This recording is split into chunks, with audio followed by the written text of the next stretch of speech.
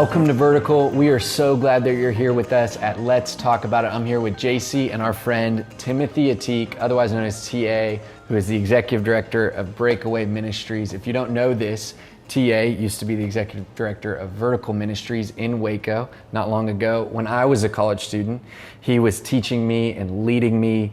And so it's just an honor to get to be with you, and thank you for making time for Let's Talk About It. Tonight, what we're going to be talking about with TA specifically is leadership. And so let's jump right in. Great. All right, what do you think is the most important thing for college students as they're leading and as they're going about their lives in college? There's plenty of things they can be worried about, but when it comes to leadership, what do you think some of the most important things are for them to know?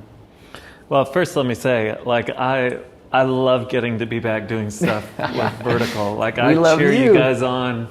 I love you, Dale. You are doing such an incredible job. Students are so fortunate to be led by you.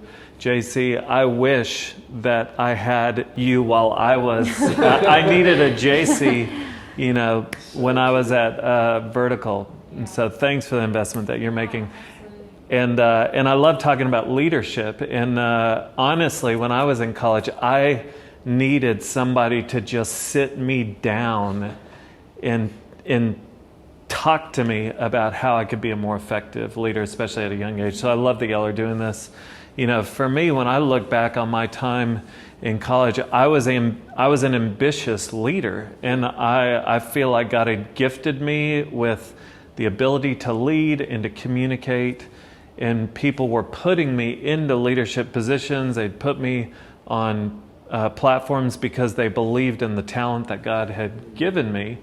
But the place where I really struggled was with my character. And so I think that's where I have to start, is that your heart is it is the most important thing when it comes to leadership. I think the verse that I was clued on to just a couple years after I graduated from college was 2 Chronicles 16:9, and it says, "For the eyes of the Lord move to and fro throughout the earth, that he may strongly support those whose hearts are completely his." And so if you think about what that's saying, it's what we all want. It says that God will strongly support you. That sounds really exciting. Yeah. But it uses this anthropomorphic language where it talks about God's eyes wandering the earth as if they needed to wander. But it just pictures God looking for like a few men or a few women that he can strongly support.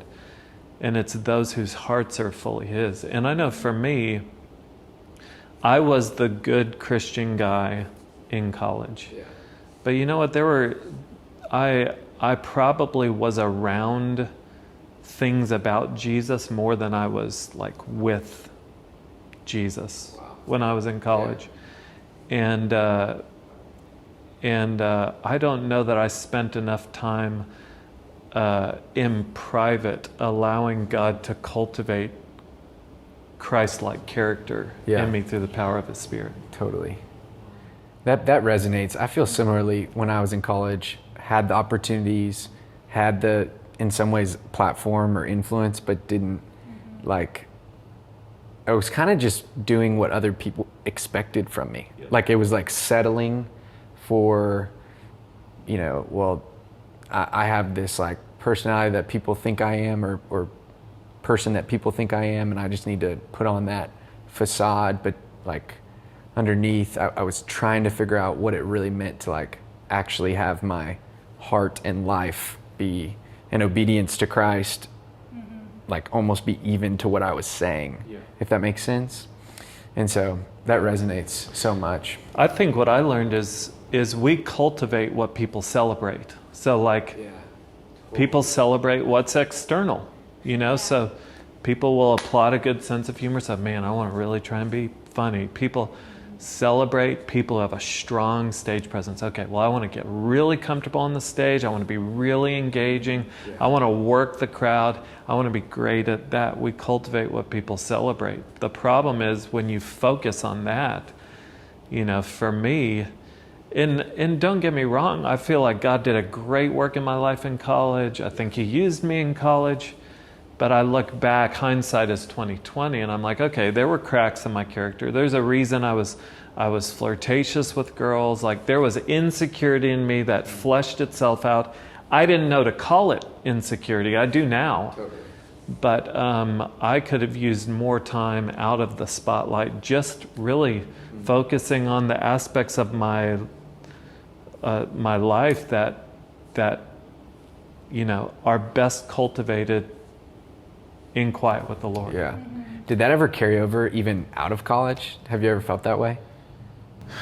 Where, like, there was cracks in my compromise? Well, yeah. What am I saying? Cracks in my character? Yeah, like, did you ever even feel that way when you started in ministry? Because I remember when I was at residency and even a little bit in starting with Vertical, there's been moments where I'm like, man, I need to, like, that's been exposed. There's been those moments where I've had to let people in and be like, okay, I need help in other ways. Do you feel like that's not just a college thing? That could even be like it's college is the time to maybe fix it. But do you think that?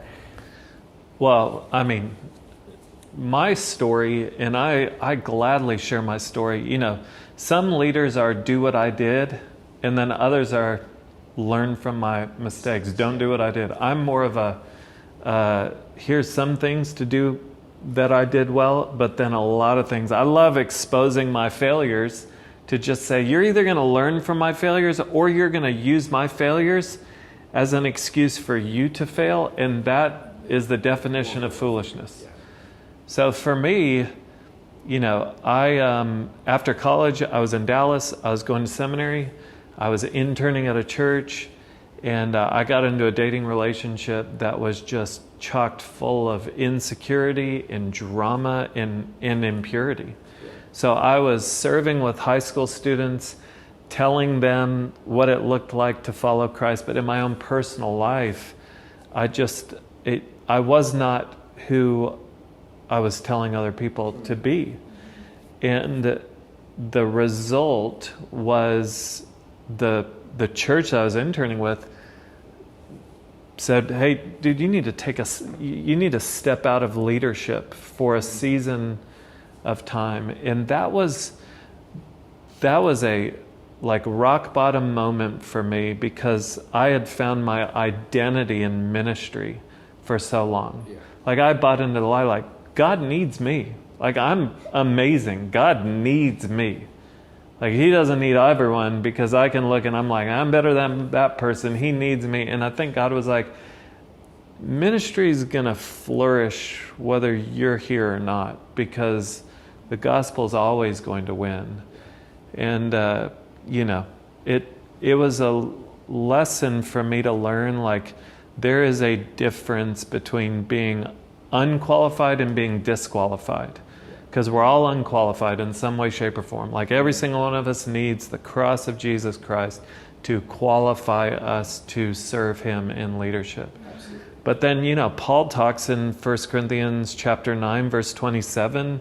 He says, I can't quote it right. Y'all can probably put it in the lower third. Y'all can do your thing. He just talks about, he says, I buffet my body and I make it my slave, lest after preaching to others, I myself might be disqualified. And it's possible to operate in a way that is so counter to who God has called you to be, that you kind of remove yourself from the opportunity to lead with authority. Yeah. You just reach a point where it's like, people can't, in good conscience, follow you. Yeah, that's so good. I was like kind of laughing to myself. You probably won't remember what I'm about to say, but in what we've already talked about, you have said two of those things to me one-on-one before. I remember the first thing that really sticks out as you were talking about character is you told me, don't let your gifting outpace your character. When I was a college student, you gave me the warning. I don't know how well I listened to the warning. As you said, there's some foolishness there. But I remember hearing that from you, and I was like, I need to remember that. And I remember, this is what you really might not remember. I was deciding between where to work when I was graduating from college. And I'm like, well, I don't know if I should go to this church or this camp or this whatever. And for whatever reason, I don't know how I presented it to you, but TA was like, I just want you to know, like those places don't need you. Like God can work without you if you choose not to go to that or whatever. And I remember being struck at like, wow, one, I must have really presented myself in a prideful way that TA is like, just like, hey, calm down, little buddy. I love giving unsolicited advice. I appreciated it. I mean, I'll never forget it. And sincerely, I am not kidding. I said that this morning to somebody.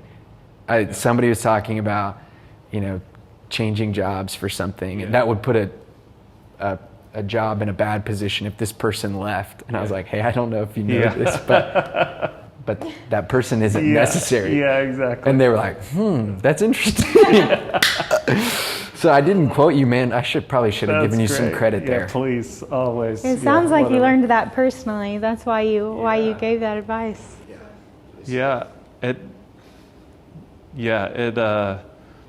It was sobering to realize that my talent was way ahead of my character. And that's the thing, Baylor and A&M both have very thick Christian bubbles, where there's just like a socially acceptable way of operating where you can fake it. And it's not even, you're not like intentionally faking it. It's like, I'm a good person. It's a game that we play, but we don't see it as a game. It's like, I'm definitely not a tool like that guy. Like I'm a good guy. And when you kind of get seduced by the Christian bubble way of operating, it's more about behavior management than it is about your heart being transformed and like aligned with the heart of Jesus. And so like God had to remove me from leadership, strip away literally everything. Like I was supposed to go and serve in this very public leadership role at a Young Life camp. That got removed. The internship I was in at this church, removed. Like no leadership opportunity after years of everyone being like, TA, he's our guy. Like he's special. At least that's what I told me in my own life. And I left the country and I got a journal and I just started pouring my heart out to the Lord. And it was like, God was like, let's just hit a reset on your life because you're not who God has called you to be. I appreciate you sharing that. And let's go back a little bit to the Baylor A&M. I know there's a lot of similarities between Aggies and Bears, but when it comes to specifically Baylor students and leadership, is there anything in particular that comes to mind that you're like, this is actually a little bit different from, I experienced this when I was in Waco, and I don't experience this as much in College Station. And is there any wisdom in some of that insight that you might see in differerences between the two schools? I don't know that I can pinpoint differences. I do feel like while A&M has a very strong Christian bubble, it just feels different at Baylor. Yeah. And I think that at Baylor, it feels even easier to be around Jesus or things about Jesus without following Jesus. It really feels that way, that the game is just that much easier to play. So, and that makes sense. Like they're in Christian scriptures class, Christian heritage class, chapel. I'm at a basketball game the other day, and there's a prayer before the game.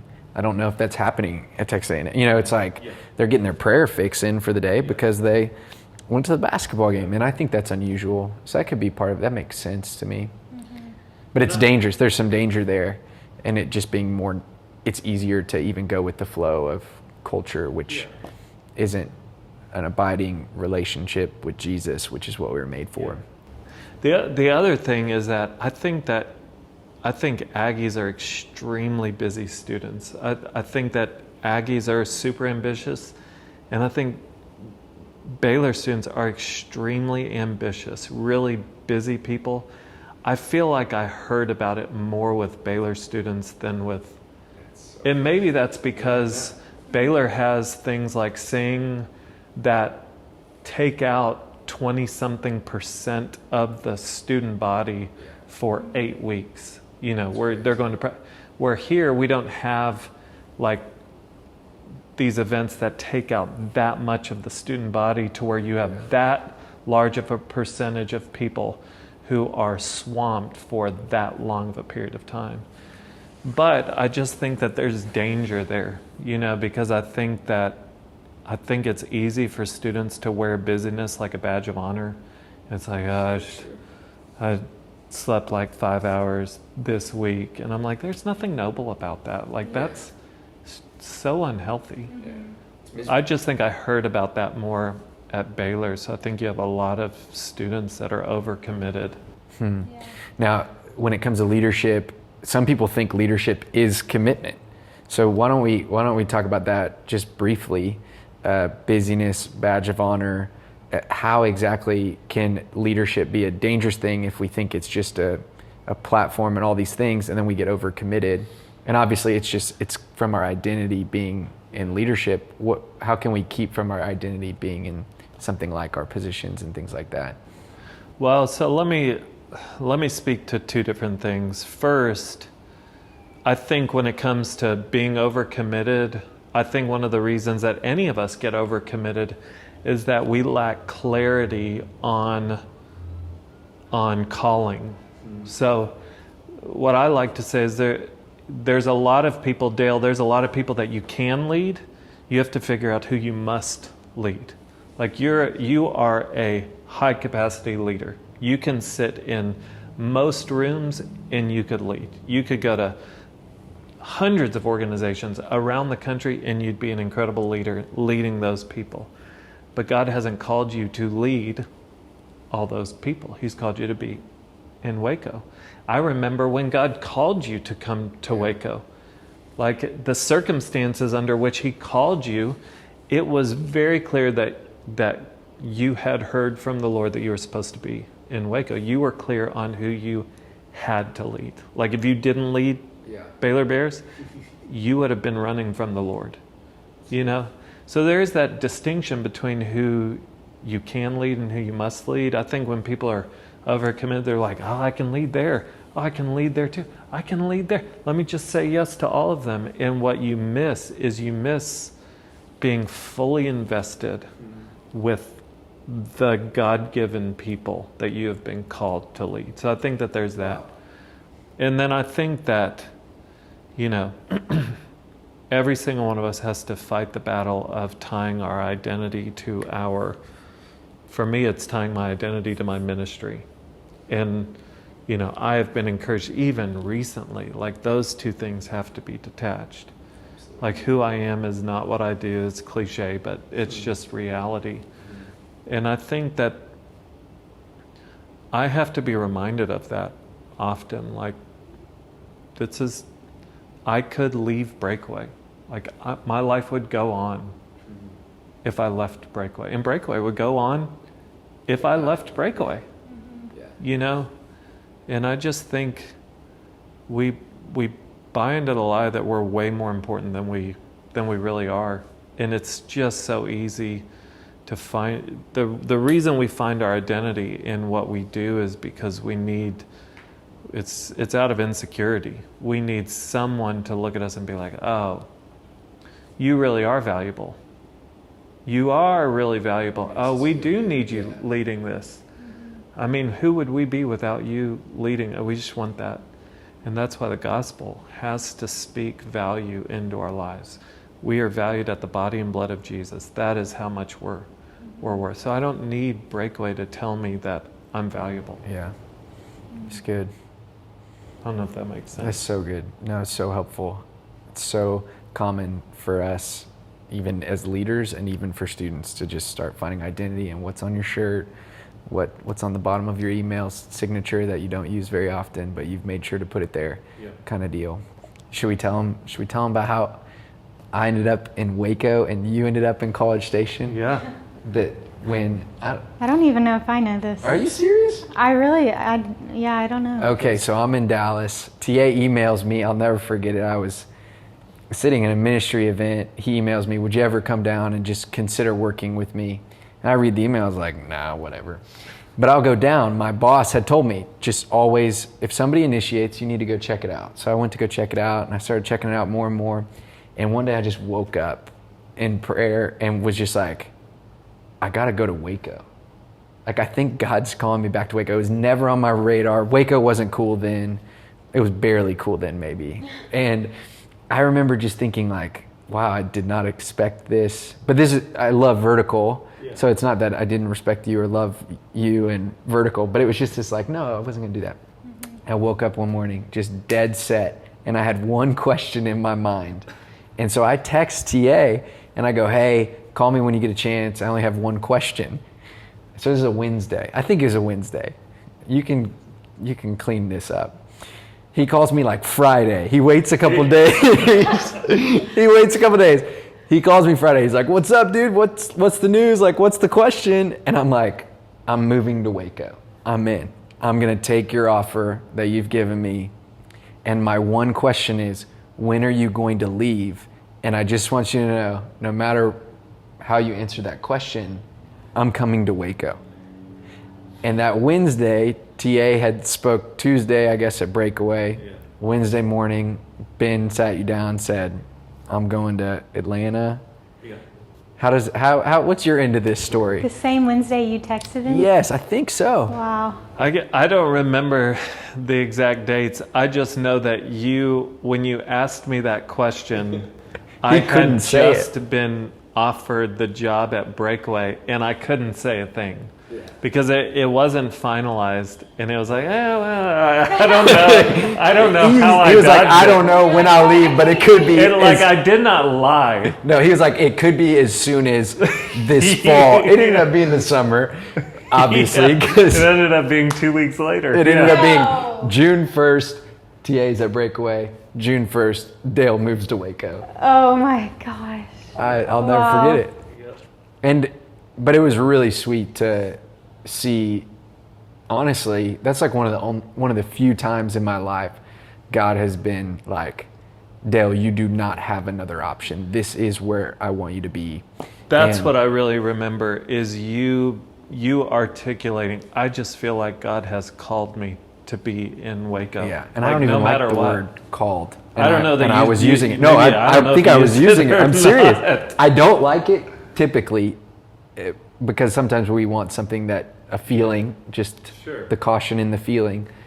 But it really was just clear as day. Yeah. Here we are, dude. It's great. I love it. Here we are. All right. When it comes to the pandemic, we're still in it. You guys are meeting. I don't know. You guys are ahead of the curve here. We're still behind it. Right or wrong. Yeah. Either way, our students... Come to our super spreader every Tuesday. Every Tuesday night, 9 p.m. You can get a ticket. They come out. They're available now. Yeah. I need to come, honestly, before we open back up. When it comes to the pandemic, is there any particular way that you would encourage students to lead even now in crisis in general? Is there anything that comes to mind for even right now? I think that what you and me and any other leader in the midst of a pandemic have experienced is we are so ill-equipped for this moment. Like, I didn't get pandemic training in seminary.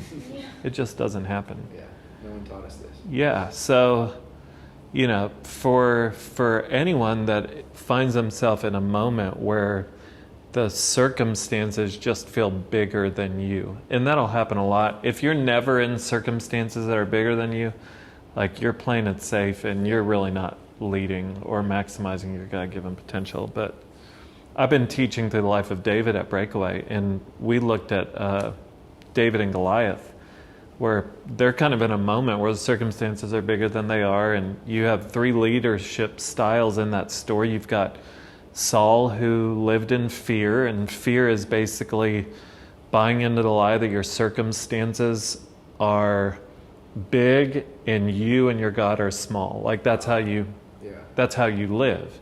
Then you have Goliath, who is the leader of the Philistines, and he's operating like he is big, his circumstances are small, and God's irrelevant. And then you have David, who operates in faith. So Goliath, I call it fateful arrogance. It's just arrogance. It's like my circumstances are small and I'm big and God's irrelevant, which is how we often operate. And then you have David, who operated in faith. And faith is your circumstances are big, your God is bigger, and your size is irrelevant. So I think having those, knowing your natural tendency. My natural tendency is fear. More than arrogance, it's fear. I have a tendency to see the size of my circumstances. I'm the spies going to check out the promised land. The people are huge. We're all doomed. Yeah. That's me. And I have to realize that. Whereas other people, man, they're just arrogant. They're like, I don't care how big the problem is. I'm bigger. I got this. I want the ball with 1 second left. Like, give me the ball, which is great to have that type of confidence. There's a difference between confidence and arrogance. Yeah. But, especially in times of crisis, the dependence is the key. Yeah. It's getting on your knees. It's seeking the Lord. It's, sitting with Him. It's inviting Him in. It's giving your circumstances to Him. I mean, that's the remedy for fear and arrogance. So good.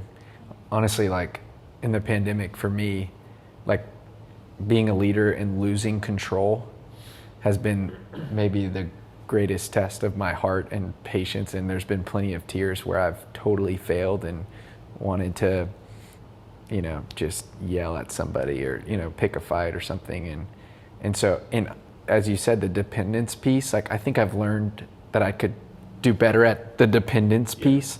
And I'm hopeful that even as things go back to semi-normal, that I won't give up the like, hey, Lord, you really were meant to be in control the whole time. I obviously liked a little bit of the control too, and I don't want to go back.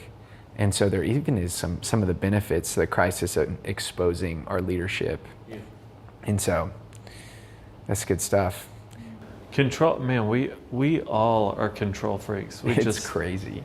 You think about this pandemic, I think when I think about control, the verse that always comes to mind is Colossians 1:17, where it talks about Jesus. It says, He is before all things, and in Him all things hold together.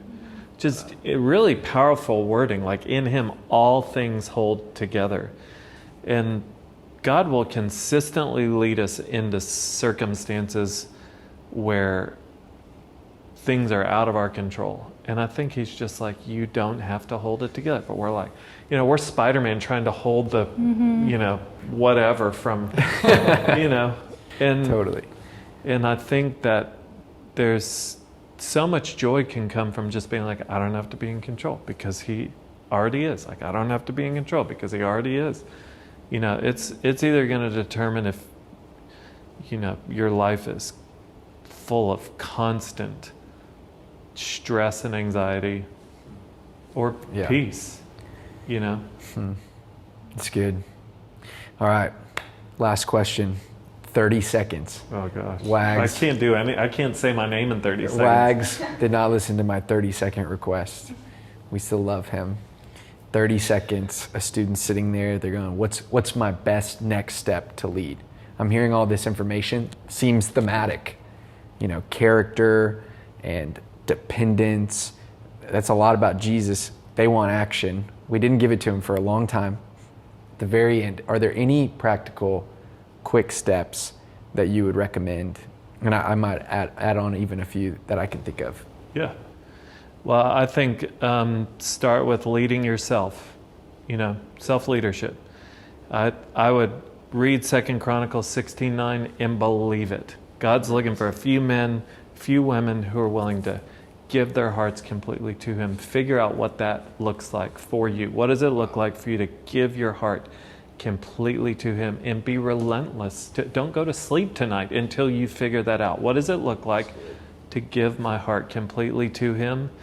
And then I would encourage anyone to sit down with some trusted friends and to just say, like, what in my life right now would disqualify me from leading? Like, where are the cracks in my character? What do I just need to, what can't I see that you see that would just hinder me from being effective? What in my life would cause someone to be like, I will not follow that guy? Because whatever it is, like whatever the crack is, let's ask the Lord to seal that up. So good. And then